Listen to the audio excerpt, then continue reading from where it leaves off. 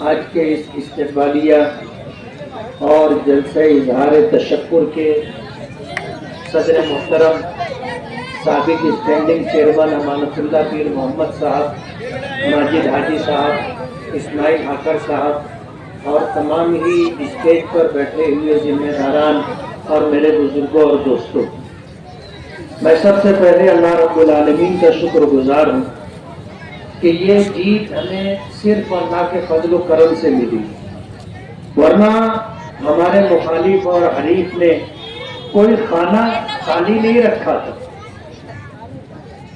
اور تمام فرقہ پرست طاقتیں اس کی مدد کے لیے مالیگاؤں آ چکی۔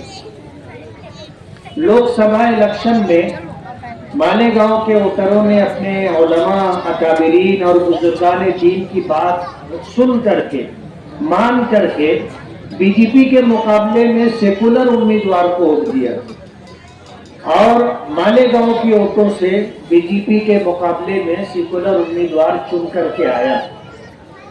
بی جے پی پارٹی نے سروے کیا اور سروے کے بعد انہوں نے مالیگاؤں میں اس بات کو محسوس کیا کہ مفتی اسماعیل کی وجہ سے ہماری ہار ہوئی ہے اور مالیگاؤں کی متحدہ ووٹ 2 لاکھ ووٹیں سیکولر امیدوار کو ملی، تو آنے والے اسمبلی الیکشن میں ان کو ہرانا ہے اور اس کے لیے ہزاروں جتن کیے گئے۔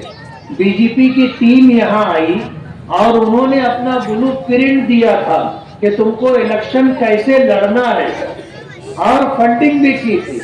یہ سب کچھ ہونے کے بعد انہیں اپنی جیت کا 100% یقین تھا اور آپ نے دیکھا ہوگا کہ ووٹنگ ہو جانے کے بعد انہوں نے جشن منانا شروع کر دیا تھا، لیکن کہتے ہیں نا جسے اللہ رکھے اسے قوم چکھے۔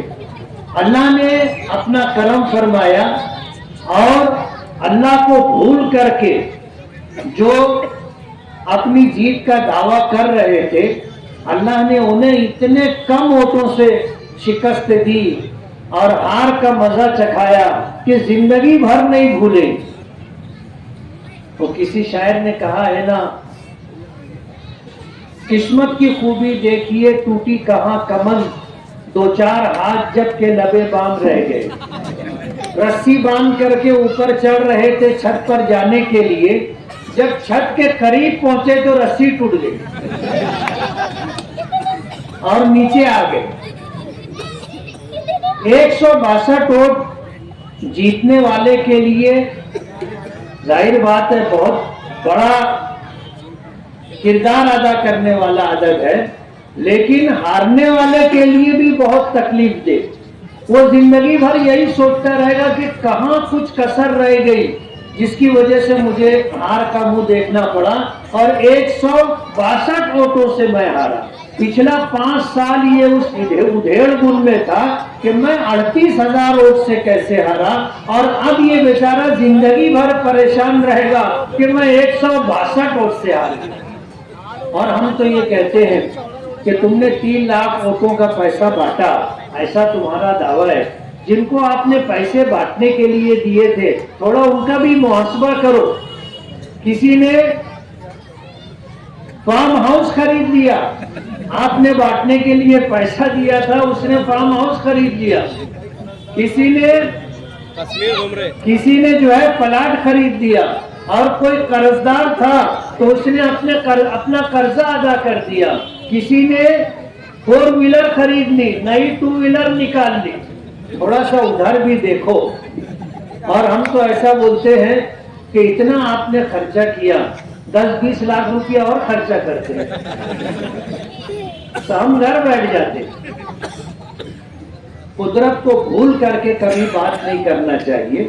غرور اور تکبر کا سر ہمیشہ نیچے ہوتا ہے۔ بہت بڑی بڑی بات کرتے تھے، اللہ نے مٹی چٹا دی ہے اور ان کو سمجھ میں آ گیا کہ قدرت کو بھول کر کے اگر کوئی دعویٰ کیا جاتا ہے تو قدرت اپنا فیصلہ دے دیتی۔ اللہ کا بہت بڑا کرم ہے۔ اللہ کی شکر گزاری کے بعد میں اہلیان شہر کا اور خاص طور پر اپنے تمام معاونین کا، ہمدردوں کا، خیرخواہوں کا اور تمام محترموں کا دل کی گہرائیوں سے شکریہ ادا کرتا ہوں۔ آج اس وقت عبداللہ نگر میں اسماعیل حقر ہیں اور اسی طرح جو ہے تمام گروپ کے لوگوں نے جو یہ پروگرام منعقد کیا، میں سبھی لوگوں کا دل کی گہرائیوں سے شکر گزار ہوں۔ مجھے ایک استقبالیہ پروگرام میں اور بھی جانا ہے، وہاں پر شدت سے انتظار ہو رہا ہے، اس لیے شکر گزاری کے ساتھ میں آپ سے اجازت چاہوں گا۔ اللہ آپ لوگوں کو ہمیشہ خوش رکھے۔ بہت بہت شکریہ۔ اگر آپ نے ابھی تک ہمارا چینل سبسکرائب نہیں کیا تو ہمارے چینل کو سبسکرائب